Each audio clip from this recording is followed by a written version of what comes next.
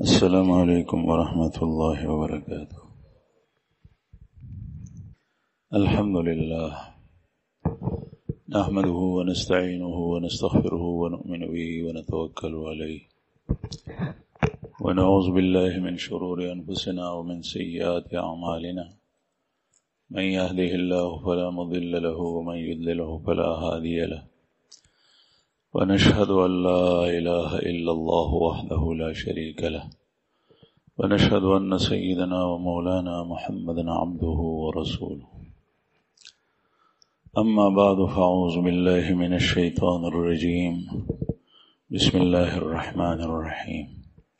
يا أيها الناس اتقوا ربكم إن زلزلة الساعة شيء عظيم، يوم ترونها تذهل كل مرضعة عما أرضعت وتضع كل ذات حمل حملها وترى الناس سكارى وما هم بسكارى ولكن عذاب الله شديد. صدق الله العظيم وصدق رسوله النبي الكريم، ونحن على ذلك من الشاهدين والشاكرين، والحمد لله رب العالمين. درود شریف اللهم صل علی محمد. تاسو خدای وبخا، قرآن کریم کے اللہ جل جلالہ چې دا قرآن پاک دا اللہ کلامم دے او دا غا نازل شوی کتابم دے، غا نازل کڑے دے پا محمد رسول اللہ صلی اللہ علیہ وسلم خاتم النبیین بانے. دی کلام کے اللہ جل جلالہ زے بزے کل مسلمانانو تا او کل ټول خلقو تا دا تقوی امر کئی. اتقوا الله اتقوا الله اتقوا الله. دا اللہ نا اویری گئی، دا اللہ نا اویری گئی، دا اللہ نا اویری گئی. دا دی وجہ دا چھے دا ټول خیرات و برکات و جڑ اغا دا اللہ جل شانہ رضا و خوشنودی دا، او دا ټول معصیات و نافرمانی و بنیاد اغا دا اللہ پاک ناراضگی دا. او تقوی اختیارولو سر دا اللہ جل جلالہ رضا او خوشنودی حاصلی، خدای راضی کی.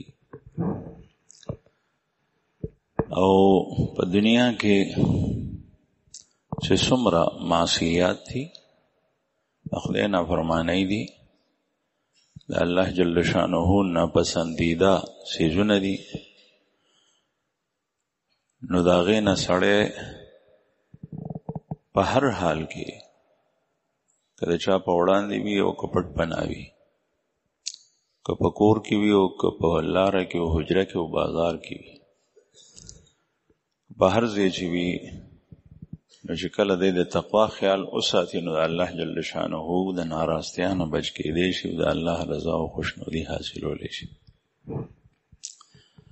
ذکا احادیثو کے رضی چھ رسول اللہ صلی اللہ علیہ وسلم با دا اہم امور پا ابتدا کے کلا خطبہ وی او چکل بے نکاح تڑل مبارک بے خطبہ وی باغے کے بے دریو آیتون دا تلاوت اہتمام فرمائلو.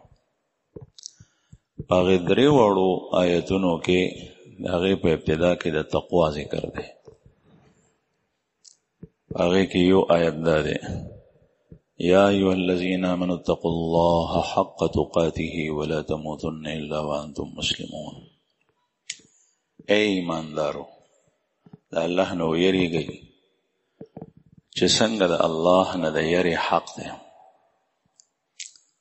او تاسو ممری مگر په حالت د اسلام کې، یعنی هر وخت اسلام کې پاتې کېږي، نه بیا چې مرګ راځي د مرګ په پته نه لګي نو هغه هم د اسلام په حالت کې راځي. دې کې دې ته تر اشاره ده چې د تقوا لار ته اختیارې نو هغه په یهودیت کې نشته، په نصرانیت کې نشتا، په بل مذهب کې نشتا سوا د اسلام نه، هغه صرف او صرف په اسلام کې. ان الدین عند الله الاسلام. قیامت ته نږدې به داسې نارې موري چې جوبه به یې چولی، پټکې به یې تړلی، ږیره به یې په مخ باندې، د هغه حلیه هغه به د داسې کسانو وي چې د هغه په خبرو باندې خلک ځي، لیکن دی به وایي ټول دینونه حق دي، سارے ادیان حق. اتحاد ادیان دی ته وایي. دی به وایي چې ستا خوښه د اسلام باندې عمل کوي که یهودیت باندې کوي. د عظیم فتنې را روانې دي. الله جل جلاله دی آیت کریمه کې تقوا سره متصل دا ذکر کړی، یا ایها الذین آمنوا اتقوا الله حق تقاته ولا تموتن الا وانتم مسلمون، اور تم مت مرو مگر اسلام کی حالت میں مرو. نو سړی خو په خپل اختیار سره نه مري. د دې مطلب دا دی چې هر حالت میں، هر گھڑی میں، هر وقت، هر حالت کې، په هر وخت کې ته اسلام سره اوسه، تا نه اسلام نه. صحابونه چې معمولی کار د اسلام خطا کېدو نو هغه ته باغی کفر وي. معمولی کار چې به د اسلام خطا کېدو هغه ته وی کفر وي. بیا به یریدل چې د کفر په حالت کې مې مرګ را نشي. او مونږ صرف کلمه د اسلام وایو، ټول کارونه زمونږ خطا وي. موږ نشته اهتمام الحمدلله ډېر رونه کوي، لیکن بعضې داسې شته په معاشره کې زکات نه ورکوي. زکات په فرض دی، ډېر به ورکوي، لیکن داسې شته زمونږ په معاشره کې. روزې الحمدلله تقریبا ټول نیسي، لیکن داسې افراد شته. او حج هغه به په فرض وي، هغه به نه کوي. بیا نور معاملات خدا الله جل شانه د دین مطابق کول هغه پرېږده. دا د اسلام په نمونه نه دی کول. او که دې حال کې سړی ته مرګ رالو نو دا مرګ په داسې عمل رالو چې هغه عمل د اسلام موافق نه دی، د هغې خلاف دی. د تاسو ته د یوې زنانه واقعه بیانو. یو زنانه صحابیه ده، هغه یو ځل رسول الله صلی الله علیه وسلم ته راله او پیغمبر علیه الصلاة والسلام ته وایي چې یا رسول الله زه د خپل خاوند نه خلاصېدل غواړم. بخاری شریف کی حدیث تے، ترمذی کے حدیث تے، لعن اللہ المختلعات، ان عورتوں پر اللہ کی لعنت ہے جو اپنے آپ کو اپنے شوہروں سے چھوڑاتی ہے. خپل ځان خلاصي د خاوندانو نه. نن سبا دا کیسې ډېرې کېږي. جینۍ واده شوه، میاشت شپږ میاشتې کال دی تېر کو د خاوند سره، بیا وایي چې زه سره نه پاتې کېږم. او شاته ورپسې د حکومت غلط قانون هم وي، سپورټ هم وي. هر عدالت ته چې ځي نو دې وخت کې چې کوم دی نو د شرع خلاف په شرعي عدالت کې به هم چوټ او برې د هغې ښځې په لاس کې ډګري به هغې ته ورکوي. او د الله رسول فرمائی لعن اللہ المختلعات، اللہ کی لعنت ہے ان عورتوں کے اوپر جو اپنے آپ کو اپنے شوہروں سے چھڑواتی ہیں. خلا خلی د خاوندنا سوزر نشتا، خاوند دی ټیک دی، لیکن بس د کافرو د یهودو د پیرنګیانو نه متاثره معاشره دې حد ته راله چې یو سوره د دې خاوند سره تېرې کې اوس به د بل سره لاړه شي. داسې خبرې کړي دي هغه جینکو چې کوم د خاوندانو نه ځان خلاص کړي کہ میں نے مزے لینے تھے وہ میں نے لے لیے، اب وہ دن گزر گئے، مجھے شوہر کی ضرورت نہیں ہے. نو رسول اللہ صلی اللہ علیہ وسلم پہ لعنت ہوئی. خدا زنانه راله رسول الله صلی الله علیه وسلم ته وایي چې یا رسول الله زه د خاوند نه ځان خلاصول غواړم. پیغمبر علیه الصلاة والسلام ورته وفرمایل چې ولې؟ نکاح خو دې دپاره نه خو همیشه یي. د دې زنانه جواب دا دی یا رسول اللہ انی اخاف الکفر فی الاسلام، میں اسلام میں کفر سے ڈرتی ہوں، زه په اسلام کې د کفر نه یریږم. چې یم دی مسلمانه او یو عمل دی رانه د کافرانو وشي.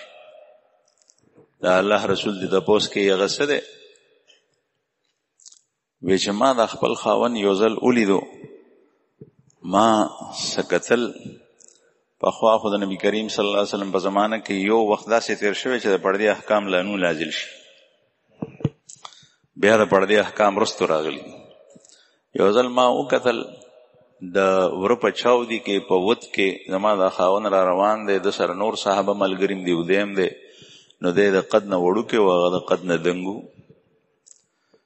زما په زړه کې هغه وخت نه نفرت پرېوته. اوس که چېرې دا خاوند ما ته څه خبره کوي چې راشه او د حاجت پوره کول غواړي او زه وویم چې نه، ځکه چې زما خو سره په زړه کې نفرت دی، نو زه یېرېږم چې زه یم مسلمان او د قوم د خاوند نافرماني، حالانکه د خاوند اطاعت په ما باندې واجب دی. انی اخاف الکفر فی الاسلام، دې ته کفر وی چې زه د کفر نه یېرېږم په اسلام کې، ټول کارونه مې سم دي، برابر دي، لیکن د خاوند نافرمانی را نه وشي، دا کفر دی. مونږ که ټول کارونه هغه خطا وي د اسلام نه، دا کفر نه دی. نو قرآن کریم کې الله پاک فرمایي یا ایها الذین آمنوا اتقوا الله حق تقاته ولا تموتن الا وانتم مسلمون. په داسې حال کې عمرې چې تاسو مسلمانان یې، نو د مرګ حالت خو ہے چاته پته نشته، چې سړی مړ شي بیا پته ولګي چې دا وخت یو دومره عمر شو، دومره کلونه، دومره میاشتې، دومره هفتې، دومره ګنټې، دا پته یې رستو لګي. لیکن چې کله ژوندی دی بیا هیڅ پته نه لګي، نه ده ته نه بل ته چې د څومره عمر دی په دنیا کې. نو د مرګ پته نه لګي. د دې مطلب دا شو د آیت کریمه چې هر حال کې او په هر وخت کې او هر سیکنډ او هر منټ کې ته اسلام سره کلک وساتې، ځکه چې مرګ در باندې څه وخت راتلی شي چې مرګ راشي چې ته مسلمان یې. داسې حال کې لاړې چې الله جل شانه راضي دی. د نکاح په وخت کې یو دا آیت ویلې کېږي، په دې کې د تقوا امر دی، یا ایها الذین آمنوا اتقوا الله، الله سے ډرو، الله سے ډرو، اے ایمان والو الله سے ډرو. او دا به رسول الله صلی الله علیه وسلم د نکاح په وخت کې وی.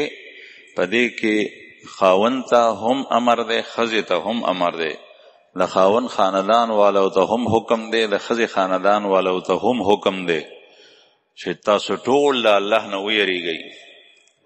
خاوند نه د ښځې حقوقو ادایګي کې حق تلفي ونشي، د ښځې نه د خاوند د حقوقو په ادایګي کې حق تلفي ونشي. لالک د خاندان نه د زنانا په باره کې خلاف شرع کار ونشي، د جنۍ د خاندان نه په نکاح کې خلاف شرع کار ونشي، په هغې کې ډمتوب، په هغې کې ټنګ ټکور، په هغې کې اسراف او تبذیر، په هغې کې د زنانو بې حیاګیري، بې پردګي، نیم برهنا بربند لباس اچول، سر بربندول، ګډا دا ټول په دې کې راځي. اتقوا الله دا په خطبه کې ویلې کېږي، او خطبه د نکاح نه او د زفاف نه او د رخصتۍ نه مخکې وي. د دې مطلب دا دی چې دا ټول ناس خاندان او دایم ویلي دي چې خطبه اعلنوا بالنکاح، نکاح چې کوئ نو علی الاعلان کوئ. خپل خپلوان د هلک او د جنۍ خو اعلاسه کوي چې ټول خلک به خبر شي. چې دا خبر شل او هغه زمانه کې به سید الرسل خاتم النبیین صلی الله علیه وسلم دا آیات وی، او نن سبا د هغې په نیابت کې یو عالم نکاح تړي، هغه دا آیات وی، نو دې ټولو ته اورئ چې د خدای نه ویریږئ. اتقوا الله حق تقاته، جیسا اس سے ڈرنے کا حق ہے. بل آیت ویلے کی یا ایوہ الناس اتقوا ربکم الذی خلقکم من نفس واحدہ وخلق منها زوجها. اے خلقو، آلتا خطاب خلقو سر دے. یا ایوہ الناس اتقوا ربکم الذی خلقکم من نفس واحدہ. تاسو اے خلقو تاسو ویریږئ د خپل پروردگار نه چې تاسو پیدا کړي د نفس واحده نه، یو انسان نه پیدا کړی، د یو بشر نه پیدا کړی. هغه څوک ته حضرت آدم علیه السلام. وخلق منها زوجها، او داغه بیم داغه نه پیدا کړ. وبث منهما رجالا كثيرا ونساء، او بیا د هغوی نه ډېر اولاد په دې ځمکه کې خواره کړل. تاسو وګورئ په مشرق او په مغرب او په شمال او په جنوب او په یو بر اعظم او په بل په هر ځای کې انسانان شته. واتقوا الله الذي تساءلون به والارحام، او د الله نه ویریږئ. بیا وفرمایل دلته هم د تقوا امر دی، د الله نه ویریږئ، د الله نه ویریږئ.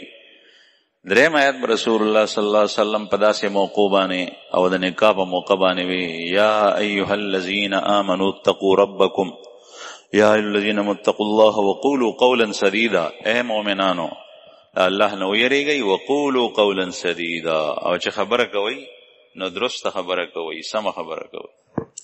دې کې د قول سدید تذکرم ده، ځکه چې دا نکاح تړلی کېږي نو دا صرف او صرف په وینا سره ده. په دې کې دوه اهم څیزونه چې علماء کرام په کتابونو کې وایي رکنین، دوه غټ رکنونه ستنې د نکاح، هغه څه دي؟ هغه ایجاب او قبول، د زنانه قول او د نارینه قول. یا زنانه خپل اختیار چاته ورکړی نو دا اصل کې د زنانه قول وي، خو اختیارمنې جدایي د نکاح. ځکه چې زنانه پردی هغه جمع ته راتلی نشي، چې په جمع کې کینی د خلکو مخ کې دا وایي چې ما خپل ځان دې سړي ته ورکړی.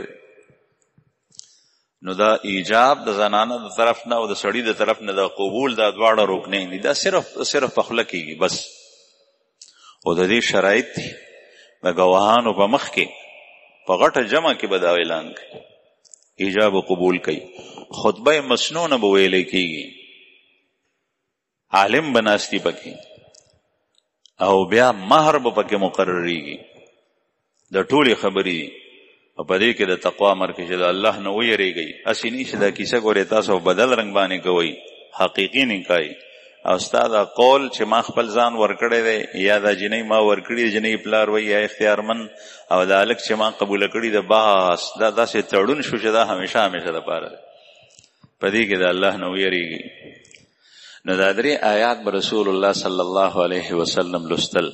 په دې کې هم د تقوا ذکر دی. ځای په ځای قرآن کریم کې د تقوا ذکر دی. د هغې وجه دا ده چې د دنیا څومره قوانین دي د حکومتونو ځان ته، په هغې کې کله سړی کار داسې وکړي چې قانون په ګرف کې نه راځي، نشي راتلی.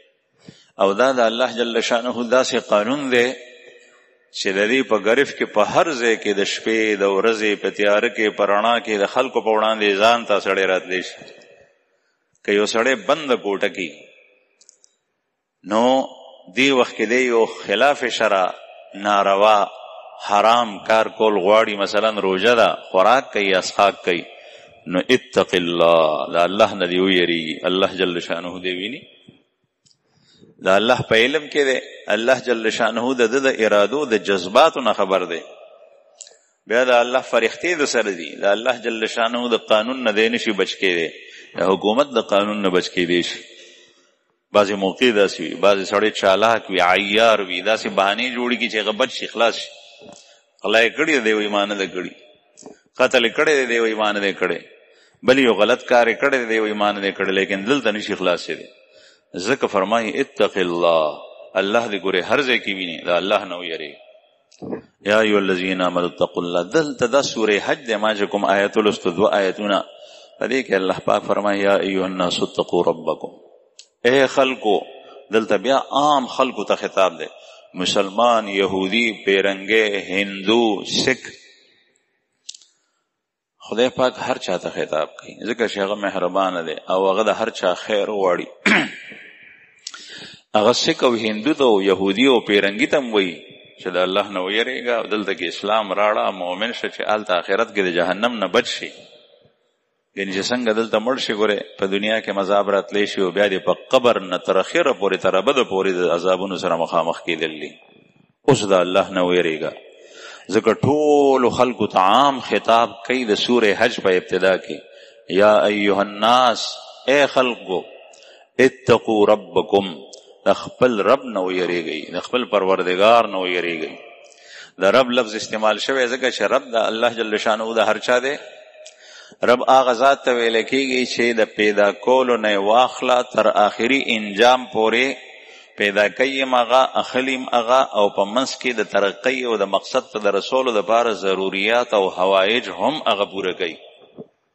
هغه ذات ته رب ویل کېږي. دا هر څه الله کوي، دا هر چا تر دې پورې چې حیوانات خو لا پرېږده، د ونو او بوټو د هغوی هم رب الله دی، د هر یو څیز رب الله دی. ځکه چې د بکیاڼې ونه ده، د بکیاڼې د ونې زرغونېدل هم رب کوي او ختمېدل هم رب کوي، او په دې منځ کې دا چې لویږي او ترقي کوي، نو د هغې دپاره لاندې په ځمکه کې د خاورې انتظام، د اوبو انتظام، د سرې انتظام، بهر د نور او د هوا هغې ته ضرورت دی، د دې انتظام دا ټول رب کوي.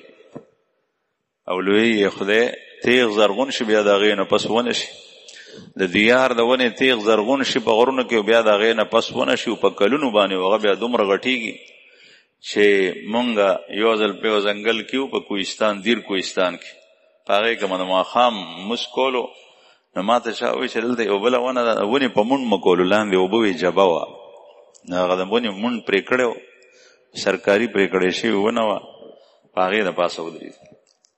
نو هلته کې یو بله وه، نو هغه کسانو راته ووایي چې دلته کې یو امام او 8 کسانو په دې باندې جمع کړي ده، د هغې تنه چې څومره چوړایي وه، قطر چې ورته وایي، په هغې باندې یو امام او 8 کسان ولاړ، دومره غټ، دا د وړوکي تیغ نه. دا څوک دې حد ته رسوي؟ الله رب هغه ذات ته ویلی کېږي. ځکه دې آیت کې فرمایي اتقوا ربکم، تمہارا پروردگار وہی ہے، تمہیں پیدا کرنے والا وہی ہے، تمہاری ساری ضرورتیں اور ساری حاجتیں مہیا کرنے والا وہی ہے، تمہیں منتہا اور مقصود اور جوانی تک پہنچانے والا وہی ہے. تا ځوانۍ ته هغه رسوي، ته د ځوانۍ، ته د واده قابل شې، ته د اولاد د پیدا کولو قابل شې، ستا کور وي، ستا بچي وي، ستا نوسي وي، په خپل سترګو د هر څه ووینې. دا د انسان ته د الله جل شانه بندګي وکړي، هلې کولی شي چې ته غټ شي، ته په ښه بد باندې پوهېږي، بیا خدای راضي کې، او د الله د دین لپاره په دنیا کې څه کار وکړي. دا هر څه په دې کېږي چې ته مضبوط انسان یې او ځوانۍ ته رسېدلی. دا ستا مقاصد دي، د الله بندګي کول او د الله د دین خدمت کول او خدای راضي کول. دا په دې سره کېږي چې هغه رب پروردګار ستا هر یو حاجت او ضرورت پوره کوي. یا ایها الناس اتقوا ربکم، مخکې فرمای ان زلزلة الساعة شیء عظیم. که د آخرت د زلزلې نه ځان بچ کې، نو تقوا اختیار کوي، ګنې د هغې نه بیا بچ کېدل ډېر زیان ګران دي. ان زلزلة الساعة، د قیامت زلزله، شیء عظیم، دا ډېر لوی شی دی، دا ډېر لوی شی دی، عظیم شی دی. یعنی چې کوم سړی د خدای نه نه یریږي، نو هغه په دې کې راګیریږي، او چې کوم سړی د الله نه یریږي، هغه په دغه ورځ باندې په ویره باندې اډو پوی نشي. دا زلزله به کله راځي؟ هسې خو زلزلې راځي، غټې زلزلې م راغلي دي، وړې م راغلي دي، الله مې دې وساتي د خپل قهر او عذاب نه. او الله جل شانه دې مونږ داسې جوړ کړي چې خدای نه ناراضي وي، چې خدای نه ناراض نشي. زلزلې راځي د خدای نه ناراضتیا نښه ده او دلیل دی، او کله کله وچو سر لاندم به وسوځي. هر یو سړی به په هغه خطه کې ګناهګار او نافرمانه نی، لیکن هغه هم پکې لاړ شي. ولې؟ ځکه چې معاشره اکثر خطا وه. د قیامت دا زلزله بیا ډېره لویه زلزله ده. بعضې حضرات مفسرین لیکلي دي چې د 3 زلزلو ذکر په روایتو کې راځي، یو د قیامت نه مخکې، یو قیامت سره، یو د قیامت نه بس. د قیامت نه مخکې زلزله چې کله د توبې دروازه بندېږي او نور په ځای د نورخاته د قبلې اړخ نه راخېږي، دغه وخت کې به زلزله راشي، د هغې نه مخکې بیا به نور د قبلې نه راوخېږي. دا زلزله عظیمه ده. او بعضې وایي چې د اسرافیل علیه السلام د شپېلۍ د پوکوالو سره به راشي زلزله، او دا به داسې وي چې اول به د اواز د شپېلۍ اورېدی شي، نو دا به ډېر خطرناک وي، خو د دې اواز به کم وي. کمزوري زړونو والا حیوانات، مارغان، لکه د چرچڼې منچړې، دا به مړه کېدل شروع شي. ماشومان بیا به ورو ورو د اواز تیزېږي، نو بیا به انسانان هم مري، بیا به دومره د اواز تیزېږي چې بیا به حیوانات هم مري. زمري غوندې غټ زړه والا حیوان، مضبوط زړه، هغه به بیا نه پاتې کېږي. بیا حیوانات مړ شي، بیا به د اواز دومره تیر شي چې دې سره به دا غرونه په ځمکه باندې چې دا به روان شي. وَإِذَا الْجِبَالُ سُيِّرَتْ، जब पहाड़ों को चलाया जाएगा دا غرونه بروان شي. او بل ذکر اللہ جل شانہ فرمائی کل عہن المنفوش رنگین روئی کی طرح یہ پہاڑ ہوں گے اڑیں گے دا مالوچ پشان لگ رنگین مالوچ چیوی سروشنا تور چرت بغر رنگ تور دے چرت شین دے چرت سور دے دا بدا سیلوسی لکا سنگ چه ننداب او ڈینڈت ننداب پا ڈینڈت بانے مالوچ دنیا کئی وہی ڈینڈت کئی اغا علوزی دا سے بدا غرون علوزی اول بروان شي پس مکه باندې مونږه د مدینه منورې نه مدائن صالح تتلو نو ډرایور د هغه ځای باشندو هغه ماته وایي چې څه دی د دې شګې دی غونډۍ ته وګوره اوږدې اوږدې غونډۍ هغې ته په عربۍ کې کسیب وایي. ما چې وکتل ما ته وایي دا روانې دي. نو ما ورته څنګه روانې دي دا خو وایي ته په غور سره وګورم چې ما وکتل نو شګه پې داسې روانه وه هوا سره سیلۍ سره.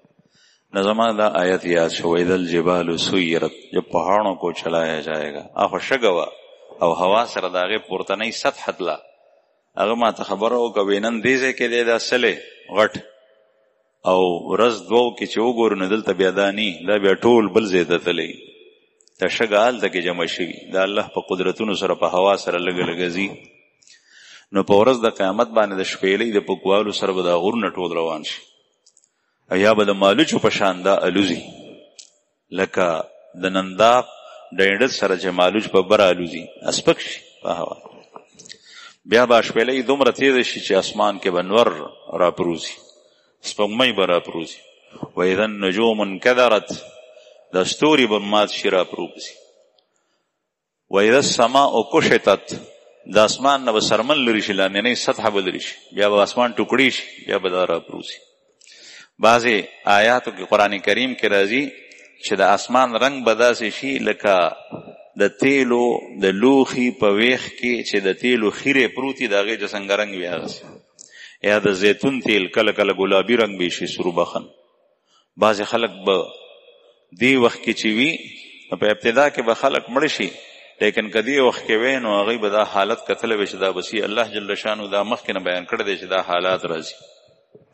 د قرآن کریم په دې آیت کریمه کې لیکلي دي راغلي دي الله پاک فرمایي یوم ترونها جس دن یوم ترونها تم اس قیامت کو دیکھو گے اس زلزلے کو دیکھو گے تذهل كل مرضعة عما ارضعت چې یو حامله زنانه به د خپل بچینه د یو ماشوم والا زنانه به د خپل بچینه تختی د غېږې ماشوم دی ورسره د یو میاشتې د 10 ورځو دی د 20 ورځو دی او د 2 میاشتو دی د 6 میاشتو دی. دغه وخت کې په دې ماشوم باندې په ټول انسانیت کې د ټولو خلکو نه زیات مهربانه کس هغه د مور ده. مور یې نه پرېږدي. کله کله چې کوم دی نو مور د ماشوم د وجې نه هغه خپل ځان په عذاب کې اچول غواړي لیکن ماشوم. سورہ بروج کې الله جل شانو تذکرہ کړي چې کله ظالم او کافر بادشاہ مسلمانان اور کې اچول د یو زنانه په غېږ کې ماشوم مسلمانان په اور کې اچول د هغې په غېږ کې ماشوم هغې هم اور ته دانګل خو چې ماشوم ته یې وکتل نو ماشوم د یارې نه رسته شو. نو ماشوم ته آواز ورکو. دا په هغه 6 ماشومانو کې یو ماشوم دی چې د مور په غېږه کې د پیدایش نه پس د رضاعت په وخت کې خبرې کړي وته وی چې یا امه اے مورې دا اور نه دی دا جنت دی وردانګه. د ماشوم په دې وخت کې خبرې کول دا معجزه وه. نو دا چې رستو کېده دا صرف او صرف د ماشوم د خاطره لیکن دا زلزله دومره سخته ده چې الله پاک فرمایي یوم ترونها چې کله دا حالت تاسو ووینئ تذهل كل مرضعة عما ارضعت هر یو ماشوم ته پی ورکون کی زنانه بخپل بچے پریدی او دا بزغلی دومره خوفناک حالت بی ماشوم ته بے خیال نی. وتضع كل ذات حمل حملها او هر زنانه چې په خېټه بچي ناغه بخپل حمل بے وخت ساقط کی. د ماشوم د پیدا کېدو عموما چې عمر دی د مور په خېټه کې د حمل هغه 9 میاشتې دی. دا چې د 9 میاشتو نه کم هم وي د 8 میاشتو د 7 میاشتو د 6 میاشتو د 5 میاشتو د 4 میاشتو دا به وغورځوي. دا د یرې حالت، د یرې نه به دا حالت وي. د هغه وخت زلزلې نه الله جل شانه فرمایي ان زلزلة الساعة شیء عظیم، دا لوی شی دی. کله دا حقایق په بیان کې نه راځي او الله جل شانه خبرې د خپلو بندگانو سره او انسانانو سره چې کوي هغه د خلکو په خبرو کې کوي. لکه د جنت چې څومره حقایق دي قرآن کریم کې الله جل شانه ځای په ځای اجمالا مختصرا بیان کړي دي، لیکن هغې حقیقت په بیان کې نه راځي. د هغې حقایق د هغې تعلق د لیګو سره دی.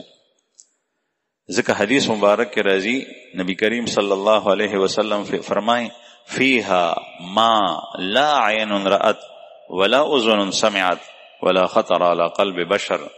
اس جنت میں اللہ پاک نے وہ نعمتیں رکھی ہیں جو کسی آنکھ نے دیکھی نہیں، ولا اذن سمعت اور کسی کان نے سنی نہیں، ولا خطر على قلب بشر اور کسی انسان کے دل میں اس کا خیال تک بھی نہیں گزرا. ورنہ خیالی گھوڑے تو ہر انسان کہاں کہاں تک دوڑا سکتا ہے. خیال خو سړی داری اوسیس کولی شي، لیکن د جنت د نعمتونو خیال هم دغسې د جهنم عذابونه او دغسې د هغه وخت هولناکي او سختی دا انسان اوس نشي کته په سترګو په غوږونې نشي اورېدی. دا کوم بیان چې دی دا صرف د هغې نه د اشنا کولو واقف کولو لپاره دی. بهرحال عرض مې دا کولو چې دا حالات را روان دي زما عزتمن هیڅ پته نه لګي چې څه وخت دا راځي. وتر الناس سکارا، الله پاک فرمایي په دې حالت کې به د خلک ویني نشه کې وي، نشې حالت وي، یعنی د سړي هوش په برابر نی د یارې نه به داسې حالت. وما هم بسکارا، او دی به د نشې په حالت کې نی، دی به د نشې په حالت کې نی، دی به پرکاله نی. ځکه چې یو سړی پرکاله شو نو خو بیا پوه نه شو، په سختۍ باندې پوه نه شو. او حالانکه دا وخت به داسې په آخرت کې چې څومره حالات راځي، دنیا کې او آخرت کې زما عزتمند ډېر فرق دی. الله جل شانو تاسو ټول له هرې حادثې نه وساتي. چې کله اکسیډنټ کېږي، اکسیډنټ په موټر سایکل څوک ووایي، بس یې ووایي، د بس د لاندې راشي، دغه وخت کې الله جل شانو د هغې انسان حواس هغه معطل کړي. درز وخوري، د کوټې نه ماشوم را پروزي. ما سره خپله شوي تقریبا داسې 3 شته اوچت ځای و، د هغې نه را پرېوتم، لاندې غوان ولاړو او خورو د غوانو موږي او غټې غټې ښکرې وې. د هغې غوانو په منځ کې په هغه ښکرو کې، په هغه موږو کې، په هغه خور په کاڼو کې را پرېوت. خو زه نه پوهېدم. زه چې پوه شم زما سترګې چې غړې شوې چې کتل مې نو زنانه دي، وړوکی ماشوم هم، دغه ماشوموالي خبره مې یاد، والده مې هم را سره ناسته ده، زنانه دي په کوټه کې راغونډې دي. ما چې داسې کیسه ده او زخمي نو. دا د الله جل شانه لوی احسان دی چې دغه وخت کې دا ماشوم د لوی د حادثې په وخت کې پوه نشي، پرکاله شي، هغه اعصاب یې معطل شي.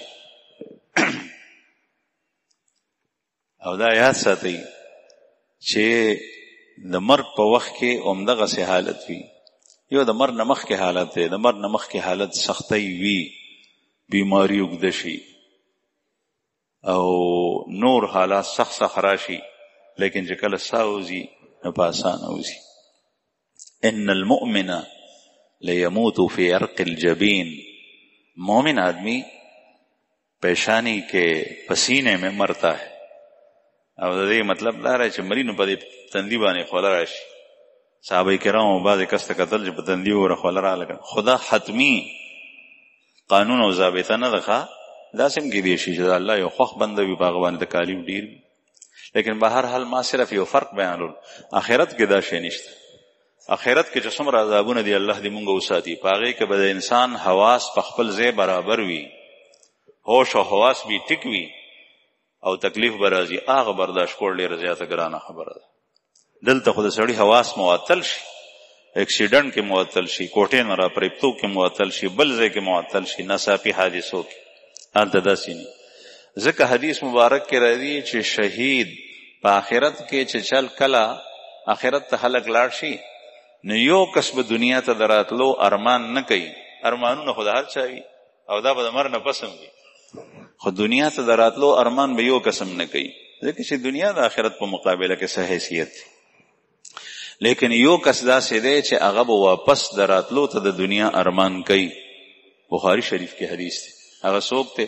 د الله په لار کې شهید شوی کس جو اللہ کے دین اور اللہ کے قانون کی سربلندی کے لیے لڑ کر اللہ کے راستے میں اس نے شہادت اختیار کی. فلسطین کی اللہ لپاره جنگي، کورونه نشتا، کدچا پلاران نشتا، رونه نشتا، زنانه نشتا، ماشومان نشتا، بیا جنگي.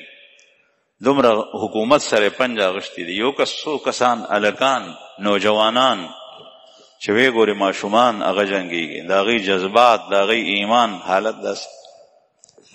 دا کس چې جنگيږي د الله لپاره، دغه کس به په ورځ د آخر دا ارمان کوي چې الله ما دنیا ته واپس کې او بیا مې هلته شهید کی. او زمونږ خوږ پیغمبر صلی الله علیه وسلم ارمان کړی دی په دنیا کې. بخاری شریف کې حدیث دی، لوددت ان اقتل في سبيل الله ثم احيا ثم اقتل ثم احيا ثم اقتل ثم احيا ثم اقتل. سلور زله د قتلولو ځان د پاره قتل وجل خوخ کړي دي. زدا خوخوم انی اقتل فی سبیل الله، چې زدا الله په لار کې قتل شم او وجل شم. ثم احیا بیا ژوندې شم، ثم اقتل بیا وجل شم، ثم احیا بیا ژوندې شم، ثم اقتل بیا وجل شم، ثم احیا بیا ژوندې شم، ثم اقتل بیا وجل شم. سلور زله دا بیا بیا فرمایل، دا کثرت او تکرار ته اشاره ده چې بیا بیا زه د الله په لار کې بس مړ کېدی. او شهید به د ارمان ولی کوي چې زه دنیا ته لاړې او زه بیا شهید شوی. ځکه حدیث کې راغلی دی چې د شهادت په وخت کې خپل کوم اکرام د الله د طرف نه د کېږي دی هغه وویني، دی به په هغې پسې د ارمان کوي. لکه یو سړي باندې په ټول ژوند کې د خوشحالۍ یو موقع راشي، د خوشحالۍ موقع راشي، لکونو خلق ته، او په هغه لکونو خلقو کې هغه ته یو خاص تاج په دنیا کې، یو خاص عہده، یو خاص منصب غټه حواله شوه. دنیادار کس ته طالب د دنیا دی، دی په دې باندې خوشحالي کې دی وایي داسې ورځ به بیا کله راځي چې دا دومره خلق کې زما عزت وشو، حوصله افزایي وشوه، ما ته عزت راکړی شو، دا ورځ به بیا کوي. دا حیث نه دی د هغې په مقابله کې. شهید چې کوم اکرام د شهادت په وخت کې شوی، هغه چې کوم مخلوق وویني، کومې حورانې وویني، کوم اعزاز او اکرام وویني، کومې ډالۍ او تحفې وویني، نو دی به وایي چې زه بیا قتل شم. دویم دی نه معلومیږي چې شهید د شهادت په وخت کې تکلیف نه محسوسوي، تکلیف نه محسوسوي. دا چې مونږ یې وینو چې کله کله په بورۍ کې ټوکړې راغونډېږي. په فلسطین کې دا حالت دی، په افغانستان کې دا حالت تیر شوی دی، مختلفو ځایونو کې. د رسول الله صلی الله علیه وسلم په زمانه کې په احد کې دا کار شوی دی. صحابه کرام مشرکین مسله کړي وو، لاسونه یې ترې پرې کړل، پوزې یې ترې پرې کړې، غوږونه یې ترې پرې کړل، ټوکړې ټوکړې. لیکن دی وخت کې د شهادت په وخت کې تکلیف نه محسوسوي. مونږ ته داسې ښکاري چې دی به څومره به تکلیف. بعضې روایاتو کې راځي غقرصة النبل، لکه څنګه چې میږی سړی وشي چې بس دغه عمره. لیکن دومره اکرام او اعزاز چې یو سړی ویني او میږی وشي چې د هغه په میږي څه پروا وي، هغه وایي چې یو میږی نه یو سل میږي خو مې دي چې خدای عزت مانې دی لیدی، دا اوس چې زما وشو. نو عرض مې دا کول زما عزتمندو چې آخرت حقائق جدا دي. دلته الله جل شانہ فرمائیں وَتَرَى النَّاسَ سُكَارَىٰ، تو لوگوں کو دیکھے گا کہ وہ نشے کی حالت میں ہوں گے، بے ہوش ہوں گے. پرکال بھی خلق وما هم بسکارا، اللہ پاک فرمائی چې نه دا پرکاله نه دي، ته به یې داسې وینې، د هغوی حرکات، د هغوی منډې، د هغوی د سترګو لیدل او کتل، ته به وایې چې دا سړی خو په ځان نه پوهېږي. وما هم بسکارا، دا به پرکاله او نشه کې نه، ولکن عذاب الله شدید، لیکن دا الله عذاب ډېر سخت دی، دا الله عذاب ډېر سخت دی. الله پاک دې موږ د خپل عذاب نه وساتي. دا هر څه زما عزتمندو را روان دي، دې نه خلاصې نشته. یو ځل رسول الله صلی الله علیه وسلم غزوه بنی مستلق کې واپس را روانو، مدینه منورې ته راتلو، پیاده سفر و، دشته کې صحابه ورسره دي، خو صحابه ګډ وډو، داسې یو ټولګی هلته روان دي، داسې بل ځای کې، داسې بل ځای کې. نبی کریم صلی الله علیه وسلم چې دا ولیدل واپسی ده او ګډ وډ روان دي، تتر بتر دي، خواره واره دي او ګپ شپ په خپلو کې لګوي، نو د الله رسول به مختلفو موقعو نه فایده اخیسته. دغه وخت کې په آیات نازل شو. رسول الله صلی الله علیه وسلم د طرف نه آواز شو چې اے خلکو ټول راشئ. ټول صحابه کرام راغلل، خلکو صحابه وی او دا آیات په زور تلاوت، دا حدیث په زور تلاوت شروع کو چې وی الله جل شانو په ورځ د قیامت آدم علیه السلام ته وی چې اے آدم، دا آدم د آدم علیه د الله جل شانو مخلوق دی، د الله بنده دی، د الله پیغمبر دی، د ټولو انسانانو پلار دی. الله جل شانو دنه ټول انسانیت پیدا کړی دی، اولاد دی. اے آدم، الله پاک ته آدم علیه السلام فوراً جواب ورکی لبیک یا رب، اے پروردگار حاضرم، څه حکم دی؟ نو ټول صحابه کرام دې سره راغونډ شول چې څه خبره ده، دا خو ډېره ناشنا خبره. رسول الله صلی الله علیه وسلم او فرمایل چې دا آیت تلاوت کو او بیا او فرمایل چې دا به هغه وخت وي چې کله حضرت آدم علیه السلام ته الله پاک امر وکړي آدم علیه السلام به حاضر شي. بیا به آدم علیه السلام ته الله پاک فرمایي ابعث بعث النار. قال یا رب وما بعث النار. الله پاک به ته فرمایي چې د اور لخکر، د اور حصه په خپل اولاد کې بیا لکه، د اور حصه بیا لکه، جهنم د باره حصه بیا لکه. او آدم علیه السلام ته به ځکه وایي چې آدم علیه السلام یې پلار دی، لکه پلار د خپلو بچو تشکیل کوي، فلانکي ته دې ځای ته لاړ شه، ته دې کار پسې لاړ شه، ته دا وکړه، ته دا وکړه. نو آدم علیه السلام به تپوس وکړي چې یا رب وما بعث النار، د اور حصه څه ده، یعنې څومره تعداد یې دی، څوک څوک دی؟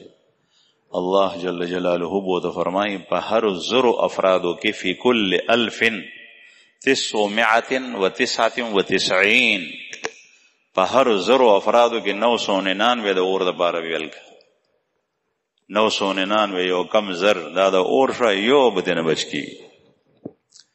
چې کله نبی کریم صلی الله علیه وسلم دې پورې دا حدیث مبارک راورسولو نو صحابه کرامو د خولې نه چغې ووتې.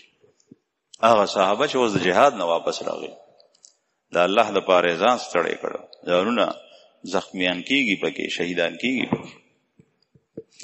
صحابه کرامو چغې کې بیا نبی کریم صلی الله علیه وسلم هغوی ته تسلي ورکړه، یعنی د آدم علیه السلام نه به د ذریت نه به 999 جهنم ته ځي، یو به جنت ته ځي.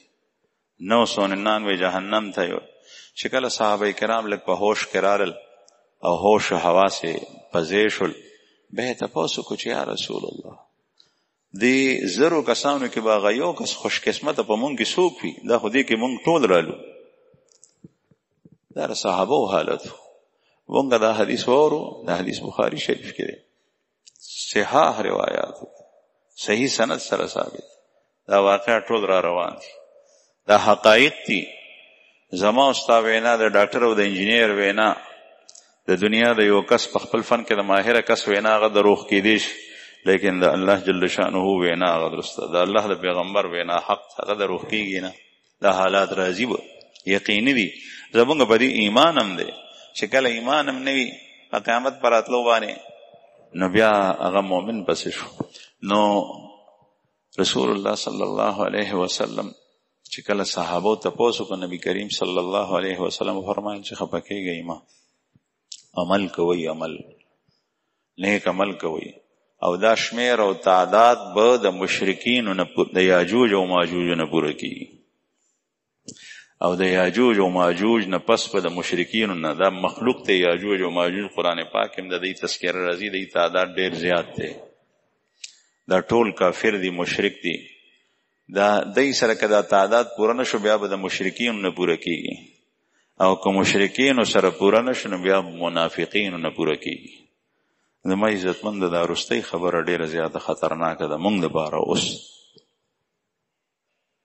نفاق په هغې باندې موږ پوهېږو نه. یو مسلمان ظاهري حالت چې څنګه ګورو موږ وایو دا مسلمان دی، البته هر یو سړی د خپل ځان نه واقف دی، ځکه چې دی په زړه کې کوم جذبات، خیالات، نیتونه، ارادې او عقیده لري د هغې نه دی واقف دی، دا زړه د ده په سینه کې دی، دی پوی دی چې زما په دې سینه کې څه دي، د الله جل شانو په باره کې څه ارادې دي، د رسول الله صلی الله علیه وسلم په باره کې څه ارادې دي، د قرآن پاک په باره کې څه ارادې دي.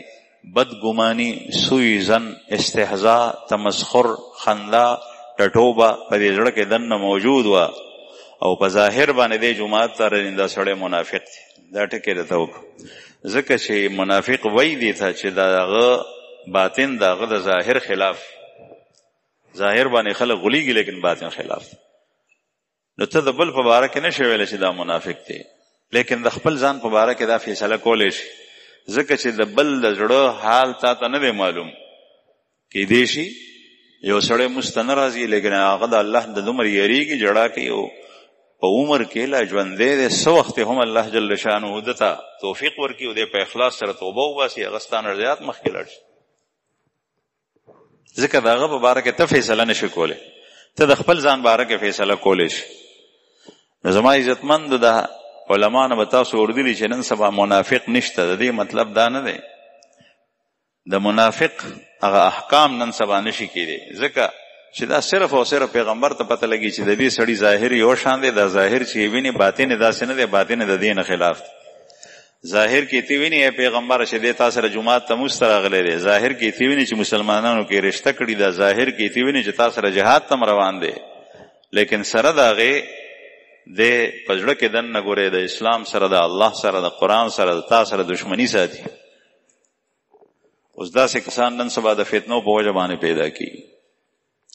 رسول الله صلی الله علیه وسلم فرمایل چې دا تعداد به د هغه منافقینو نه بیا پوره کیږي چې دا کم دا 999 یاجوج ماجوج مشرکین او منافقین. او بیا نبی کریم صلی الله علیه وسلم صحابو ته فرمایل مونږ ته پکار دي چې مونږ داسې عمل وکړو لکه څنګه چې نبی کریم صلی الله علیه وسلم صحابه په هغه عمل بریښي وو، چې الله جل شانه مونږ هم د هغې په صفونو کې شامل کړي. الله پاک دې داسې وکړي، الله دې د هغې عمل توفیق راکړي.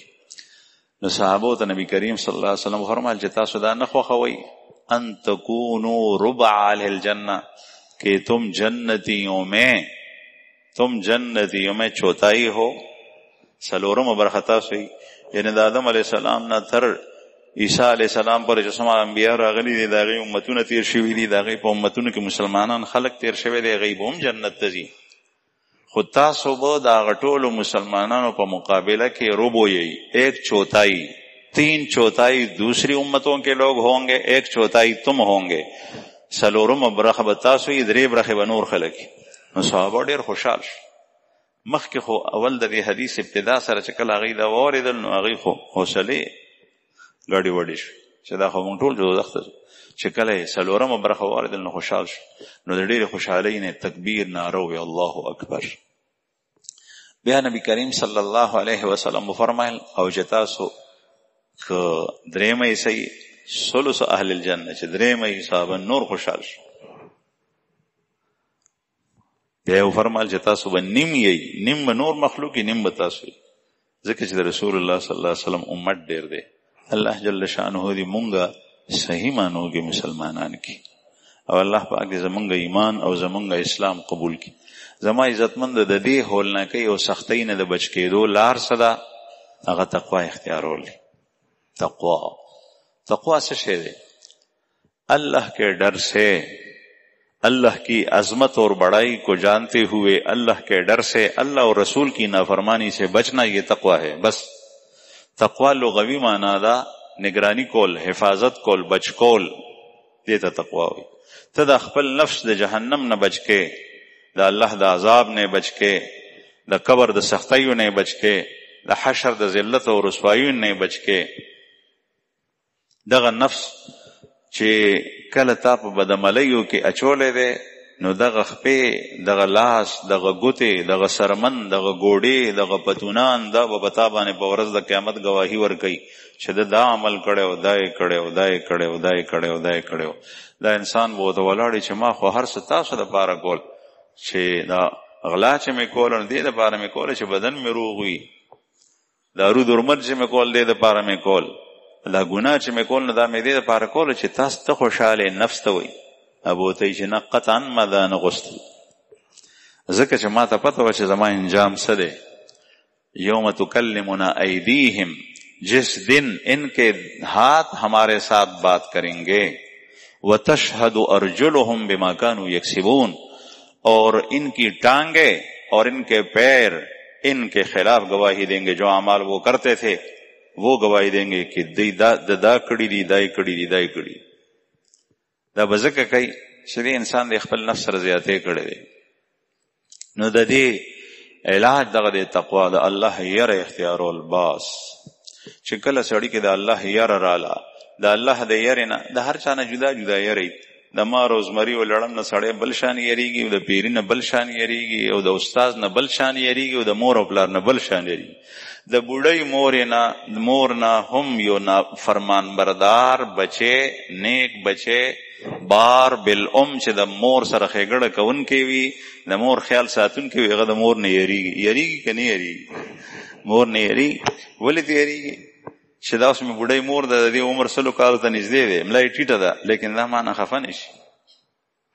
نو دا وخت کې د دې مور نه یره د دې زوی دا نه ده چې دا به تبر راوالي یا به ټوکا راوالي یا به بل یو شی راوالي، ما به ووایي، ما به قتل کی. د دې نه یره بل شان ده. دغسې د الله جل شانه نه یره د نورو څیزونو مخلوق به شان نه ده. د الله جل شانه نه یره هغه لوی او عظیم ذات دی، هغه ناراضه نشي. او چې کله هغه ناراضه شو نو هغه سره بیا هر څه شته، هر څه د هغه په قبضه قدرت کې دي. د عذابونو کنجیانې هغه سره دي، چې هغه راضي شي د خیراتونو، د برکتونو، د جنتونو کنجیانې هغه سره دي. له مقالید السماوات والارض وعنده مفاتيح الغیب. ټولې کنجیانې د الله جل شانه سره د ځمکې او د اسمانونو. هغه په هر څه باندې قادر دی، هغه عزیز دی، زورور دی، غالب دی، څوک ته تښتېدی نشي. قرآن کریم کې ځای په ځای الله جل شانه فرمایي چې یو مجرم کس چې د الله مجرم وي، دی د الله جل شانه نه تښتېدی نشي. د سپۍ نه، پولیس نه تښتېدی شي، د جیل نه تښتېدی شي دنیا کې، لیکن د الله جل شانه نه نشي تښتېدی چې کوم جرم یې کړی. ولې؟ ځکه چې ځمکه کې منډه وایي نو ځمکه هم د الله ده. دا داسې ده لکه چې د خدای په تلي کې دی، او چې اسمان ته لاړ شي اسمان ته، نو اسمان هم د خدای دی. دا کائنات چې څومره خدای جوړ کړی، الله جل شانه د دې کائنات نه ټول نه محیط دی. الله جل شانه په هر چا باندې احاطه کړی ده، هر یو کس د هغه په ګرفت کې دی، راګیر دی، هیڅ چاته ته نشي تللی، عاجز کولی نشي، په اسمانونو کې هم نه، په ځمکه کې هم نه. نو عرض مې دا کول زما عزتمندو چې د الله جل شانه تقوا اختیارول پکار دي. چې کله سړی د الله نه یې اختیار کړي، دی به د هر ګناه نه بچ کړي. نشو نه به بچ وي، زنا نه به بچ وي، غلا نه به بچ وي، شوکې نه به بچ وي، غصب نه به بچ وي، ظلم زیاتۍ نه به بچ وي. چې دی تجارت کوي نو ډنډۍ وهلو نه به بچ وي، د الله نه یریږي. الله جل شانه ته څه جواب ورکړي؟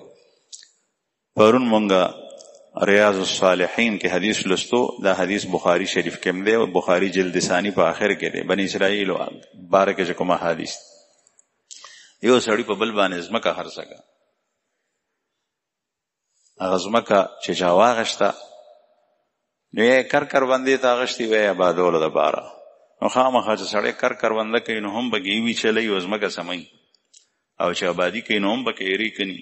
نو په هغې ځمکه کې یو خزانه راووته، پکې ډېر سونه د سر زر دي پکې. دې سړي هغه زر واغشتل او هغه هغه سړي ته یې وړل چې کوم نه ځمکه اغشتې. دی ولې یې وړل؟ تاسو نه تپوس کو. د الله نه یریدو، د الله د یرې نه یې وړل چې د خدا په ټوله شو، هغه نو لیدلی ځمکه کې پراته. د الله نه یریدو چې خدای پاک مانه تپوس کې په ورځ د قیامت زه به هغه ته څه جواب ورکړو. نو د ځمکې مالک ته لاړو چې هلکه تا نه ما ځمکه اغشتې، خو په هغې کې دا زر ووتل، دا زر دې واخله. هغه پوره کټه وه یا دیو ډکو، دیګو ډکو. بایې ورته څه وایي؟ وایي دا خو زما نه دي، ما نه دي خښ کړي. دا هغه ولې وی؟ هغه دا ولې وی؟ د الله د یرې نه، الله نه یریدو. که دا ما واغشتل خدای به رانه تپوس کوي، وایي دا پکې ما نه دي. دی ورته وایي چې ما تا نه ځمکه اغوښتې ده، زر مې دنه نه دي اغوښتي، دا ستا دي. هغه ورته وایي چې ما تا باندې ځمکه خرڅه کړې ده سره د هر څه، سره د هر څه ځمکه چې مې در باندې خرڅه کړه چې په دې کې څه دي غټول مې در باندې خرڅ کړي. نه دی قبلې نه دی قبلې، دا د الله د یارې نه، دا مخکې تیر شوي دي په مخکې امتونو کې. نن سبا دا سوچ وکړئ، نن سبا دا ښځې ته هم حال نه وي، هسې نه دا ښځه مې بل چا سره خبره وکړي او چې لږ ګونې وي نو هغه ازمولی نه شي په څه طریقې سره به دا زه خرڅوم. ځکه چې خلک به ګمان کې د ګمان نه به هغوی معلومه کړي چې دی په خزانه بیخ شوی. بهرحال دوی د دواړو جګړه په دې خبره و، یو وایي چې زما نه دی دا مال ستا دی، هغه ورته وایي چې زما نه دی ستا دی. فیصله یې وړه یو درېیم ګړي ته، هغه په منځ کې فیصله وکړه. هغه چې صورتحال د دواړو واورېدو هغه عجیب و. هغه یو نه تپوس کوي چې ستا اولاد شته وی او ستا اولاد شته وی، او یو ورته وایي چې زما هلک دی، بل ورته وایي چې زما جینۍ ده. دواړه بالغ دي، جینۍ پیغله ده، هلک د واده حالت ته عمر ته رسېدلی دی. وی چې د دې دواړو په خپله کې رشته وکړئ. حدیث مبارک کې دی رسول الله صلی الله علیه وسلم فرمایي د دوی رشته وکړئ او دا مال په دوی باندې ولګوئ، خرچ کړئ، څه په مهر کې مقرر کړئ او څه باندې ورته سامان والی او کور پې ورته والی، په هغې خرچ کړئ. وتصدقا او نیت پکې دواړه د صدقې وکړئ، یو بل ته یې وبخئ چې نیت د صدقې هم پکې وکړو. بس کیته تاسو نه لاړه او هغوی ته ورکړه. دا صرف او صرف د الله دی. عرض مې دا کولو زما اجازه نه چې هغوی پسې چا کوتک او لرګی او ټوپک نو راغشتی، بلکې د الله یره وه چې د الله یره په چا کې راله د ده بیا هر یو کار سم شي. الله پاک دې زمونږ هر کار سم کړي. واخر دعوانا الحمدلله رب العالمین.